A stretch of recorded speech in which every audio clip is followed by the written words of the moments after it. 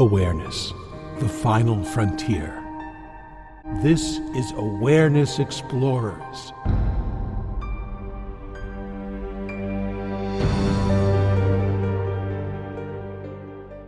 Welcome back, friends, family, and fellow explorers to Awareness Explorers. I'm your co-host, Jonathan Robinson. I'm with my co-host, Brian Tom O'Connor.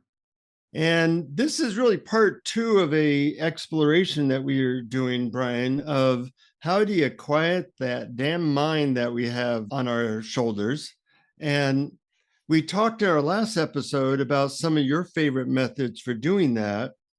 And what I found interesting was that although I thought all your methods were good, they're not the ones that I have traditionally done to quiet my own mind.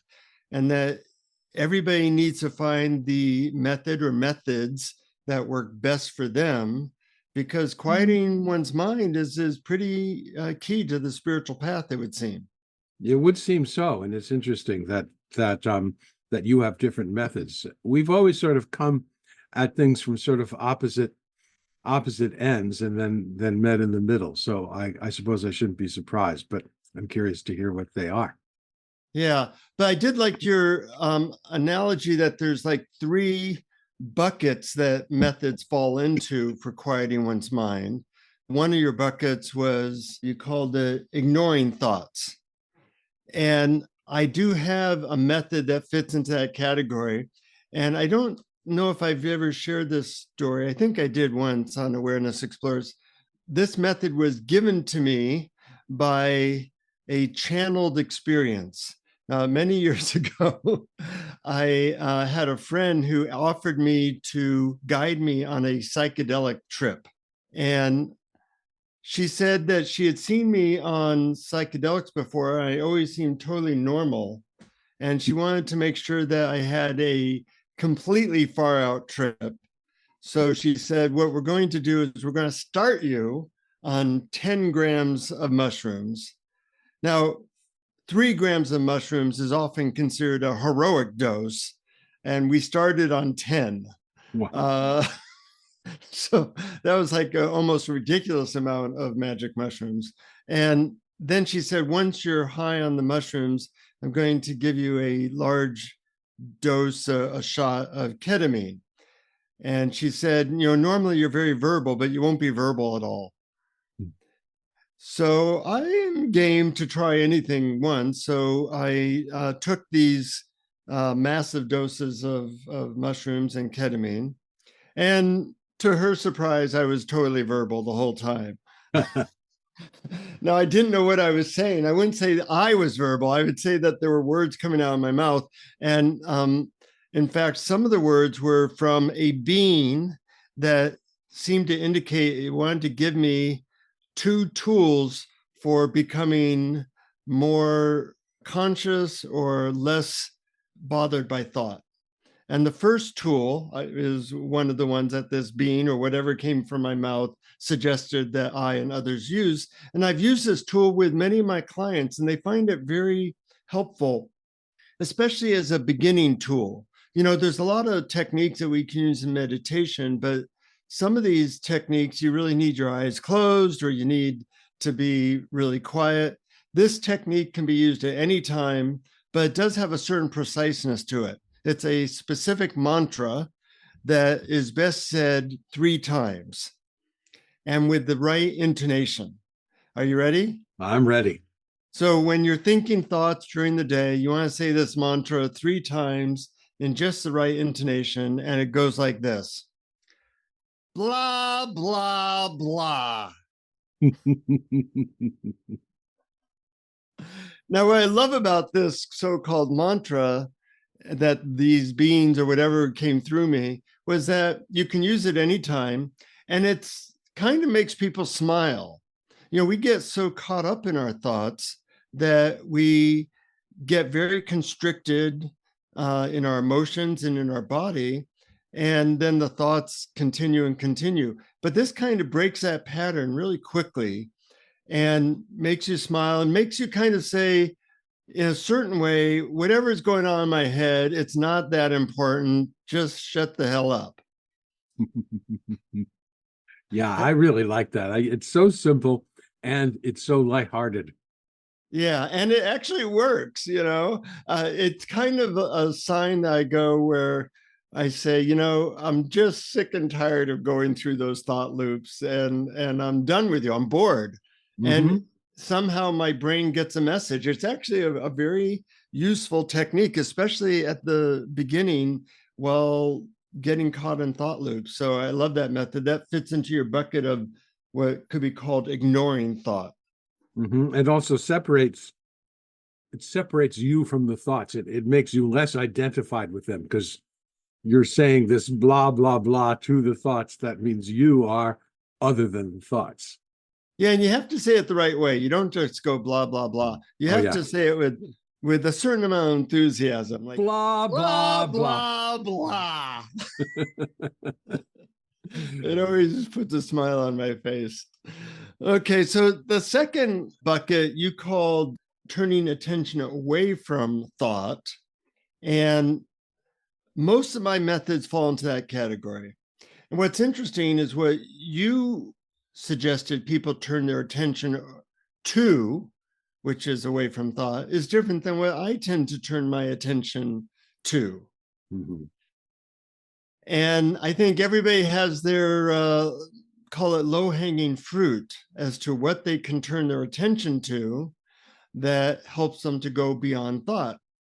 In a certain way, a lot of people turn their attention to Netflix, and that allows them to go beyond thought. But we have more subtle and we feel more superior methods than that. Although, a good Netflix show is nothing to sneeze at. So that can work sometimes.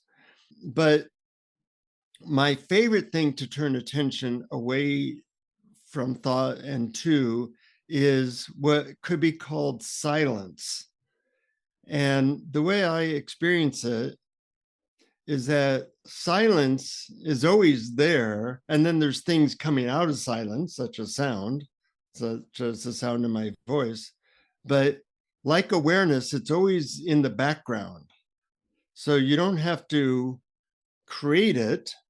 It is the background of which sounds come out of or appear in. And when I kind of focus on silence, it immediately expands me and it kind of crowds out the thought. And it actually starts to feel like silence is getting louder. Does this make any sense? It makes total sense to me. It's a very good metaphor. I like it a lot. It's like emptiness.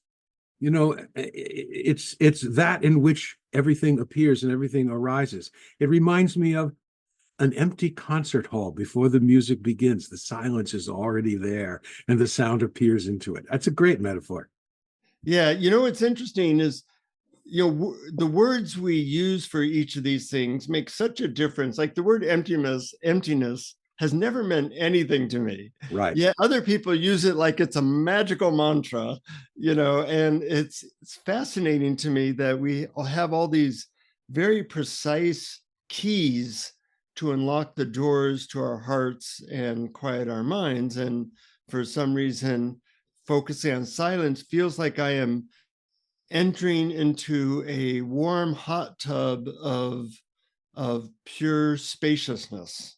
Mm. Yeah. And it's very easy. It doesn't take hardly any attention to do. So I like it because it's so simple and so available all the time. And related to that, but also different, is focusing on stillness. Now, what's interesting about stillness is that that word didn't mean anything to me for a long time. And then at some point, the stillness just started screaming at me. Hmm. And one way I tune into stillness is by noticing that everything or most everything around me is completely still. It's not like the world feels like it's moving or the room I'm in feels like it's moving. The room is completely still. And that's like a reminder that, except for my mind, everything is pretty still unless I'm moving. A friend of mine, John Aston, wrote a song called There Is a Place. And the words to it are, there is a place that's free from the movement of your mind. Tell me, where is this place? Tell me, where is such grace? It's everywhere. And we forget that stillness is what surrounds us most of the time, in terms of the buildings we're in, or even looking at a tree. And that the only place that's kind of not still is this incessant talking to ourselves. So when I just take the attention off of the thought loops and inner dialogue, and I put it on how everything is, or most everything is not moving, or if it is moving, it's moving incredibly slowly, that helps me to sink into a different reality. You have any experience with that one? Absolutely. I think stillness is great. Like silence, I think it's very powerful. Just focus on the stillness. And also, like silence, it's already there. Silence is there before sound arise. Stillness is there before movement arises. Yeah, yeah. And, you might even use a different word for it, but there is something there to tune into. And when you tune into either stillness or silence, you don't have to shut out thoughts. Thoughts are automatically shut out, because you can't have silence and a lot of awareness of silence and then loud thoughts at the same time. That's right. And that's why turning your attention away from thoughts is actually easier than some sort of effortful stopping of thoughts. Yeah, it seems like that was kind of like the old technology. The old thing was try to stop your thoughts. And that just makes you more constricted, which seems to turbocharge your thoughts in some ways. Yeah, that's exactly right. Yeah. So another one that is kind of similar to your wordlessness is what I would call pure conscious experience, which we've talked about in other episodes. Some people in the Finder's Course call it unprovoked happiness, which I don't like that term either. The way I might describe it is just kind of a central extension of stillness. Because if you look at things, there's colors, there's texture, there's sensation, and they're all impacting our senses, and all in a way that's free and consistent. So that's more of like a raw experience of reality on multiple dimensions, not just sound or sight or sensations, but like all of them equally at once. Mm. And that feels very quieting. Mm-hmm. And when you say look at things, are there specific things to look at, or just look at anything, or how does it work? Well, there is a sense that I look at things with a sense of maybe wonder or delight or beauty. And you can look at anything. Sometimes I'm looking at my duvet cover while I'm in bed, and it looks like, mountains with lighting and shadow, and it looks like the Grand Canyon. Mm. So it need not be something that stupendous. I'm sure if you look at the Grand Canyon, that might make it easier, but often I'm just really appreciating a color and the silence and the sensation all at once. So as I do that, the thoughts are kind of crowded out. In the Finder's Course, they call this location 4. It's where things just are. It's like a still, beautiful photograph. And that's the moment we're in. Life is really just kind of a series of still photographs that we kind of, bring together in our mind to create a story in our head. But if you just are with reality in that moment, and with all the sensations and sights and sound, and you're not interpreting them, you're not saying that's good or that's bad. You're just with the isness of reality. Then that is a very quiet, still, and peaceful place. Yes, and isness is just simply what's happening now, right here, this, without the interpretation or the filter of past and future thoughts. Would you say, is that what you would you say that's accurate? Yeah, and it's funny that we even have to describe it because it's Mhm. always here. It's like trying to describe, air. Well, air is always here, but we never describe it. But as you describe it, you can kind of remember that that's what's always here and step out of one's story and interpretation and like or dislike, resistance, whatever, and just be with what is, which should not be that hard, but often is because our isness is of being locked up in our thoughts in our head. That's right. That's right. It reminds me when you say air, I've heard people talk about a practice where they look around the room and turn their attention from the objects in the room to the space in which it appears. It's very similar to what you're talking about stillness, Yeah. silence, and etc. And when people mention that, I go, oh, yeah, yeah. And then it doesn't stick. Uh, So some things stick with each individual and some things don't. All these methods are great and they're all pointing in the same direction.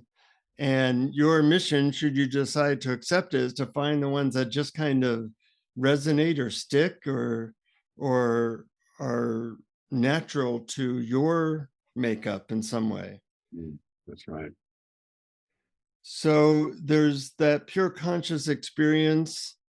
And what I like about that one is it's so readily available, meaning it's really just a stopping of interpretation and the stopping of future oriented and just being with the actual reality in front of you. So it's a great little technique and can be used while walking around or driving or talking to someone. It does not need to be relegated to sitting on a cushion and meditating. And often I will do these things in order. I think of them as the one like the low hanging fruit and then the slightly higher hanging fruit and then the slightly higher hanging fruit or deeper fruit maybe would be a better way of putting it, that they kind of can go from blah blah blah where I'm not so involved in my thought to recognizing the silence, to recognizing the stillness, to recognizing the isness, and then I finally go into what I call the sinking in method. And that's a method that for people in Jeffrey Martin's Finders course, they're really diving into that method. And we've talked about with our guest Rostel a couple episodes ago. And that's really just kind of imagining you're sinking in deeper into the experience you're having. And it does not in any way sound profound at all, but it is very profound if you actually stay with it. And it really involves letting go of any resistance and kind of like slowly getting into a hot tub, you just sink deeper into what is actually happening with you. And at first, that might be, thought and sensations, but it goes deeper and deeper. And people are finding as they do that, that they enter into deeper states of consciousness. And I've had some experiences with this that were very profound, kind of like acid trips, but even weirder, where I'm perceiving the world through different filters, like feeling like I am seaweed in an ocean, or going beyond time and space, and feeling like I am in a galaxy of silence and all kinds of interesting stuff. But the method, I would say, involves kind of noticing the primary energy or experience I'm having and focusing gently on that and just being with that until it tends to change or deepen in some way. Mm. So you heard Roston, you heard my description of this now. Do you have any experience with that? Yes, it's a little bit hard to grasp at first, but I think that when you try it and you ask yourself, what is my current experience? What's happening now? And you say, can I sink into it? That certain things happen. One is a relaxation that Mm-hmm. seems to happen naturally. And the other is a kind of a letting go of the effort to change what you're experiencing. And that's why I think sinking in, one of the reasons I think why sinking in is so great, because when you are actively sinking in to your experience, you're not actively trying to change it, trying to alter it, or there's a certain letting go of control as well. And I think all of these are beneficial. What do you think? Yeah, I think that is part of it. And in fact, you have to, as I started to do this technique and I knew where it could lead to, like there's a certain experience where I feel, basically one with the universe in an ocean of bliss. Yeah, I like that experience a fair amount. And so, I found myself like, okay, let's sink in and get there. And that starts to ruin the experience because you're starting to now do a different method. You can't rush it. It takes whatever time it takes. Mhm. So part of sinking in is being kind of grateful for your exact current experience, even if it's not that great. Yes, I see that. And this is one of the things I love about the expression sinking in, because there's a feel to it that implies all of these things that we've been talking about Mhm. allowing, about being grateful, about not trying to change your experience, about relaxation. Just the phrase sinking in just sort of implies all of that stuff. Now, when I do start the quote sinking in meditation or process, I do ask myself, is there anything here that kind of feels peaceful or open? So I start with not so much sinking into my current experience, which could be annoyance. I am starting with like trying to sink into peace. But from there, once I have some semblance of something peaceful or open, I am just trying to sink in more deeply into what is happening. And the result tends to be all these changing experiences that tend to go in order, which is fascinating. That in the finder's course, there's like location 3 and 4 and 5 and 6 and 7 and 8, 9, 10. And I find that it does tend to go in order like that, which is not what I would have thought. But other people are having that experience. I found that just fascinating, that what you sink into, or the levels that you sink into, tend to have very similar patterns to them. That is interesting. I wonder why that is. I don't think anybody really has a clue, but it might just be part of the human mind, or Mhm. how consciousness is layered in some way. And hopefully, as research goes on, people will have more information about that. And what I find interesting is that they're all like different filters for reality. Normally we have a very big mind filter, which is a add-on to reality that really is very distorted. But as you sink into these different experiences, those filters become less and less crude and more subtle until it feels like you really have no filter, and you're basically one with the universe in a very interesting way, Hmm. with as little filter as possible while still being able to maintain some sense that there's a conscious experience going on. Well, I really love the idea of having no filter at all, because that's my experience too. When you drop the filters, or as sometimes I put it, the conditions you place on your experience in order to be happy.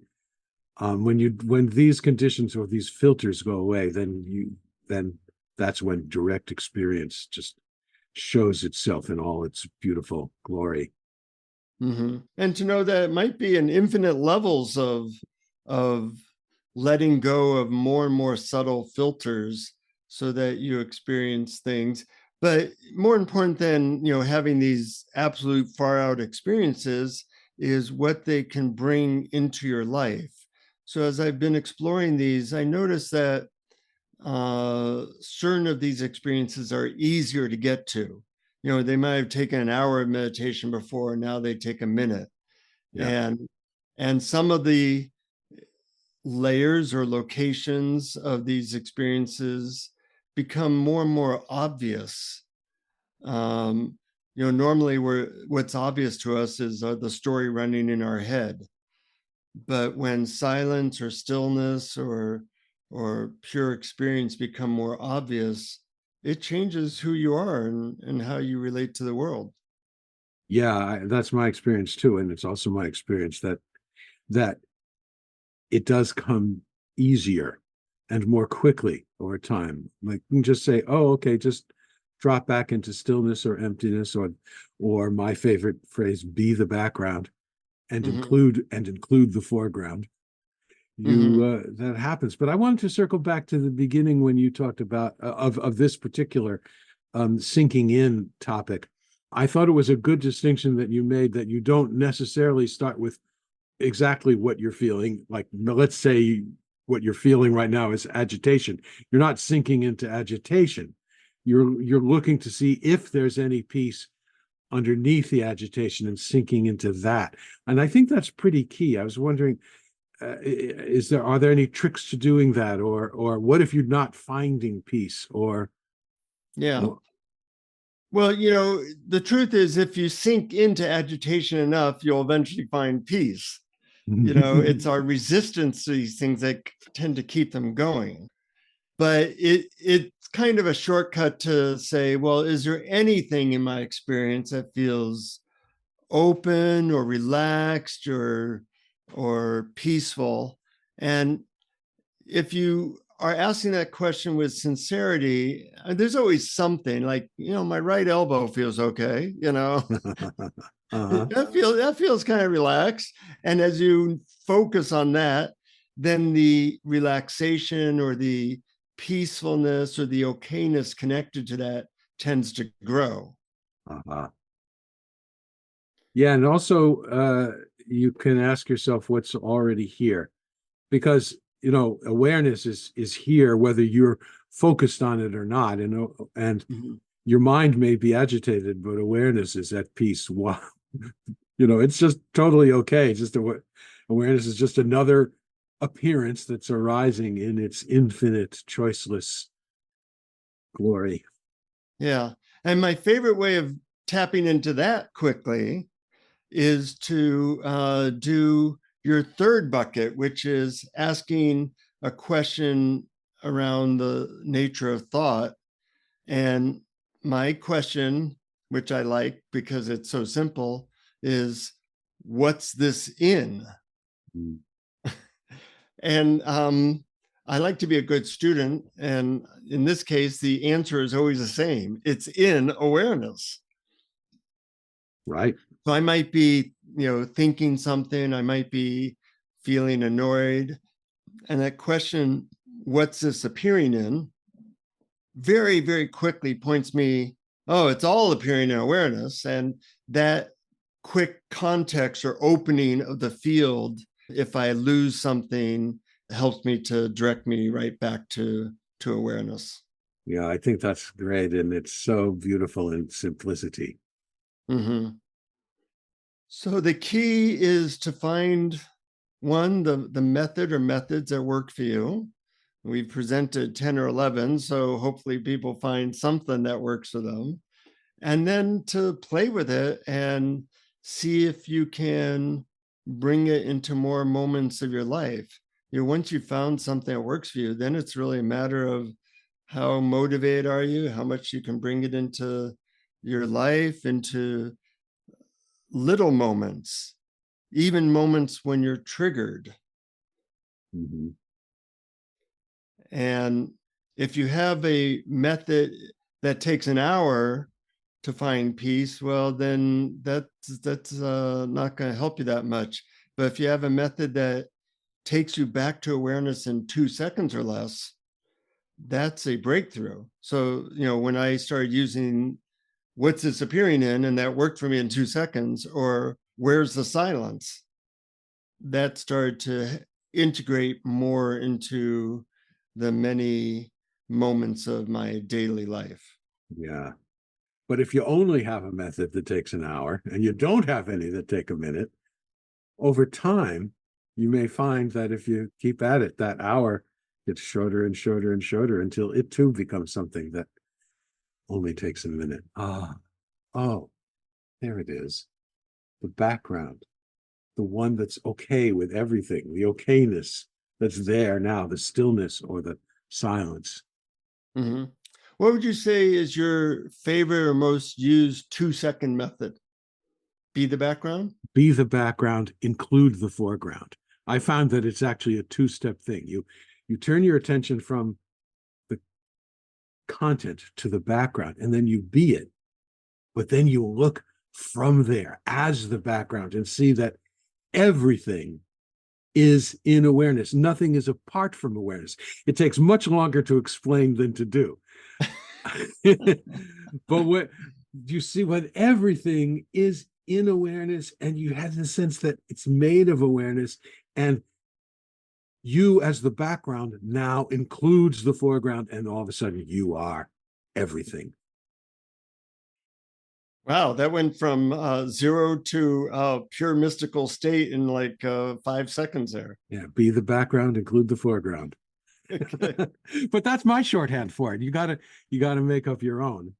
Yeah, And yeah. and the other thing I would say, which we talked about when in part one of this episode, is that these methods are ones that require very little effort.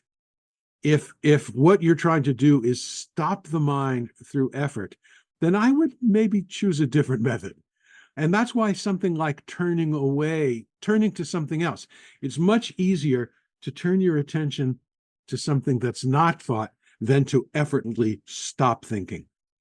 Yeah, it's kind of like if you tell people don't think of a pink elephant, they think of a pink elephant. If you tell people think of a yellow ostrich, you don't have to force yourself and then not to think of a pink elephant. Yeah, yeah. And then you ask yourself, what do pink elephants and yellow ostriches appear in? Yep, you can do that too. So, any final words about methods of quieting the mind that we haven't yet talked about before I do a meditation? Well, I love the fact that there are various different ones, and I like yours a lot, and I like to add them to my repertoire. And I do think that having a large repertoire is good. Maybe for some people they want that one technique, and if that's you, fine. Don't don't fight it. Use it if it works. Mhm. For me, I like to have a suite that I can just grab this one. Oh, this one's working now. Let's go for that. Oh, that one stopped working for. Oh, here's one. So there's something always available for you to try, so that there isn't a tension and an anxiety or an achievement mentality. Yeah, I like the variety of methods, but I also am finding that having them in a certain order, like, oh, this one I can do while doing two things at once, like the blah blah blah, and but there's a deepening order to them. So if I Mm. have 3 seconds, I might do this method. If I have 20 seconds, I might do the first, second, and third method, etc. And that has been useful for deepening into awareness and quiet. Mhm. Yeah. Yeah. I agree. And that's, I think that's good advice. Well, I hope our listeners choose a couple of these and play with them. And, I have found that writing them on, putting a letter in my hand, like S for silence, helps remind me, or post-it notes around my bedroom to remind me of the method of the day has been very useful. Do you do anything like that? I used to have things like that, but now I just use the reminder of when anything happens that where where I have the thought, I don't want this to happen, or I don't like this, or any so-called negative emotion, that's my reminder. Oh, wow, that could be a good one. Yeah, just, oh, what's this in? What's this Uh-huh. appearing in? And be the Uh-huh. background. Yeah, I'm going to try that because I have one or two negative emotions per day now. Or no, I or 1 or 2 million, I think it is. Yeah, is that what it was? Okay, glad you yeah, corrected yourself yeah, on right, that. right. But that that open awareness that's already okay with everything is already there, even Yeah, when those negative emotions are happening. So you just turn your attention to that, step in, be that, and sink in. yeah. If you use that negative emotions, like subtle negative emotions, as a alarm clock, then you can become enlightened within a very short period of time. Or now. Or now, exactly. So I'm going to lead a guided meditation that involves going deeper and deeper into silence and peace by starting with one method and deepening progressively into other methods. And for this meditation, it will have helped if you have heard the podcast that introduces these methods so that they're familiar with you. But with that being said, make yourself comfortable. And if it feels right to close your eyes, you can do that. And just in a very simple way, become aware that there's probably thinking going on. And we want to change your attitude towards that thinking by using the amusing mantra of blah, blah, blah. And just have that attitude towards whatever the hell is going on upstairs in your mind. It's not that important. It's probably the same thoughts you had yesterday. It's just a bunch of blah, blah, blah.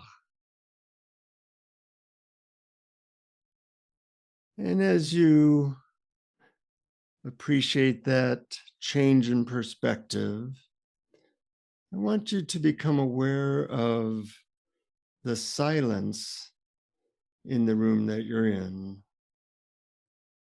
Even if you hear sounds, those sounds are all coming out of a field of silence.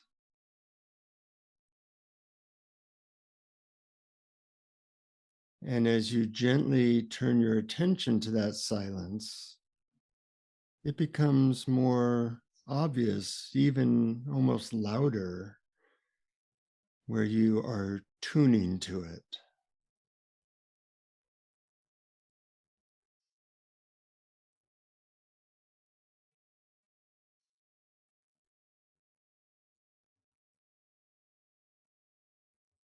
And over time, the silence becomes more foreground, and thoughts or sounds become more background.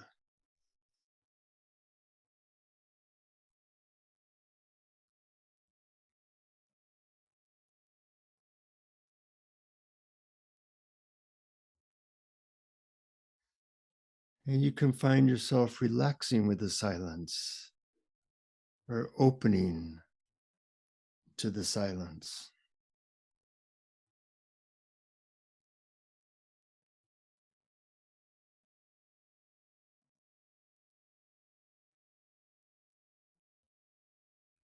perhaps being gently encased in silence, like being encased in cotton that surrounds you and feels soft and open and nurturing.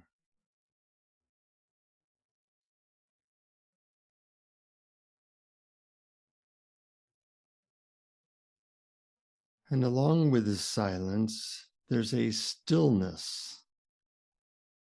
There's a stillness to the room you're in. There's a stillness to your awareness.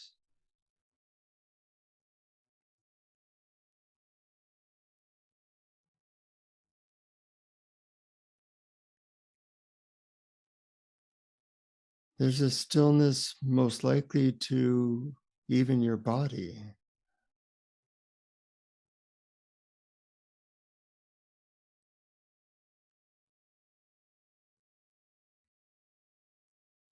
If you had your eyes open now, you would see that in this moment, what you see is more like a still photograph. Things are not moving, they are still.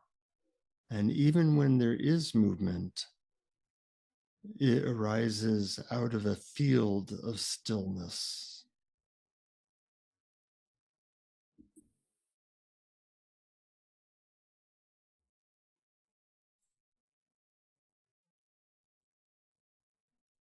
You can open to something still in your body or mind or environment beyond thought.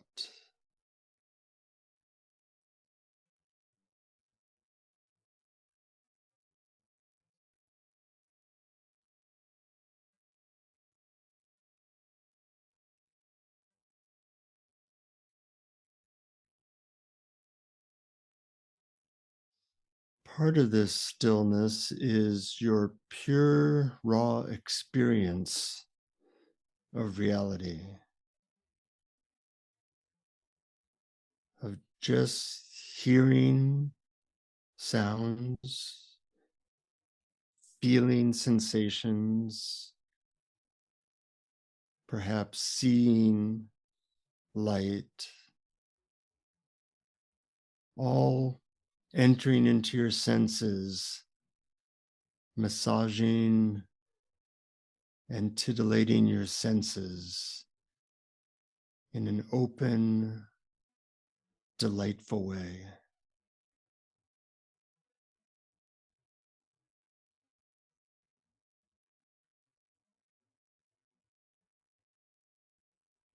And you appreciate and are grateful for this constant, gentle stream of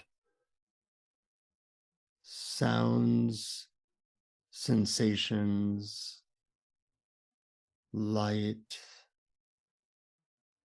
all coming to you with no effort, all at once, filling you up.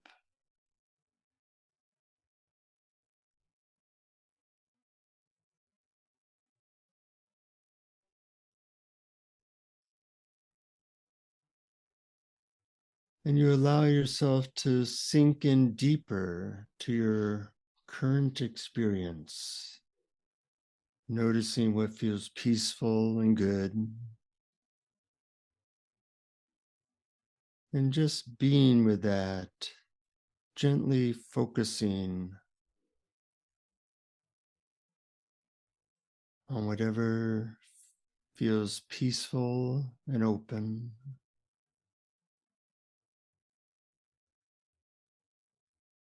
And being grateful for whatever is arising in this moment.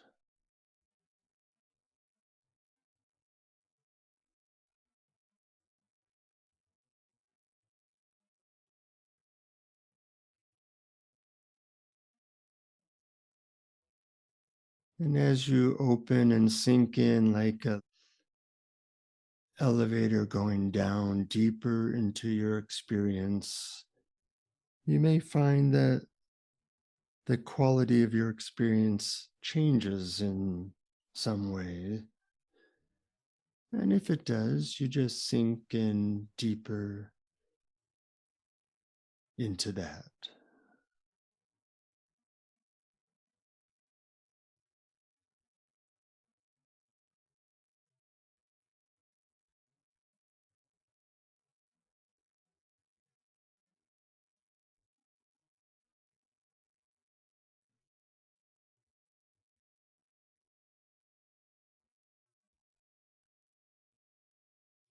Opening, deepening,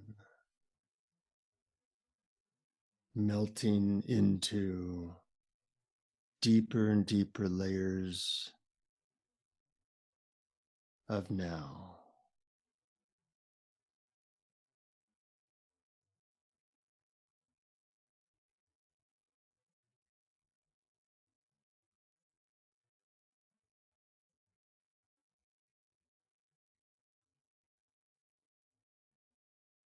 Feeling grateful for exactly the experience you're having.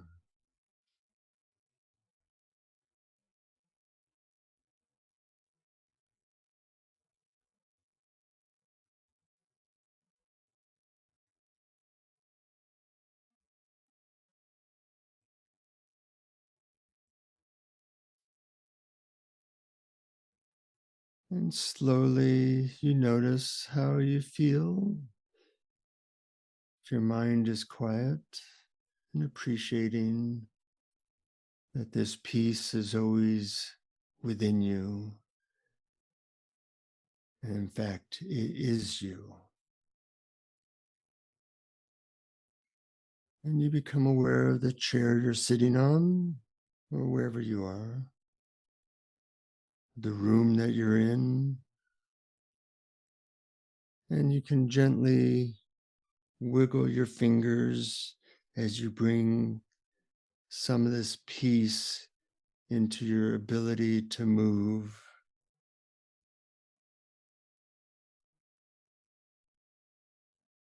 And when you feel ready to bring this sense of peace into your life, you can very, very slowly begin to open your eyes.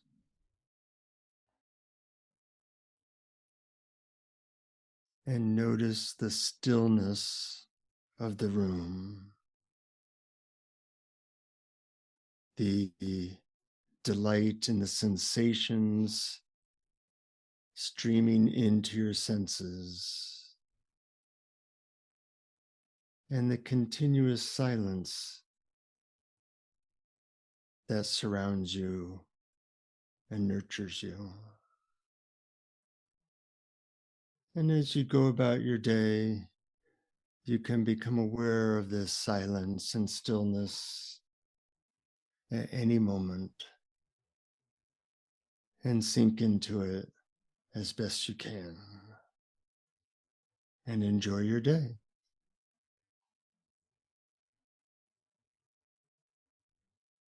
I always like watching you in the guided meditations, Brian. How was Mm, that? quiet. Really, really quiet. Lovely. Oh, I don't think I've, well, I'm sure I have, but I feel more relaxed. I feel, let's just put it this way. I don't think I could be more relaxed. Uh-huh. You know, I like the kind of the progressive deepening aspect of that one and Yeah. how that can be useful. And maybe people can come up with their own series of methods that allows them to deepen. Well, that one right there is a good one to start with. Yep, yep. Always a pleasure Yeah. to play with these great internal toys that can get us beyond our previous limitations. Best toys there are. You think we could sell them as adult toys? I think that market is already We doing could, well, but went in a different direction than we are thinking of. yes. Yeah, we could, but if we labeled them that, people might get the wrong idea. They might. Well, we're playing with our minds and with our very selves. Uh-huh. And that's a great gift that we are able to enjoy and share. And tell your friends and family about it, because a lot of people are suffering and they could use a little bit of peace and quiet and stillness and relaxation. And when you surround yourself with other people doing this, it makes it easier for you. And if you want to support us, blah, blah, blah, go to patreon.com/awareness explorers, and you'll get a bunch of extra stuff from us each month for supporting us at any level. Yep. And we're very grateful for all of you for just listening. And if you're supporting us, that's great too. But just being here and being with you, Jonathan, I feel very grateful. Likewise, Brian. So till next time, find the silence and keep exploring. Keep exploring. Thank you for listening to Awareness Explorers.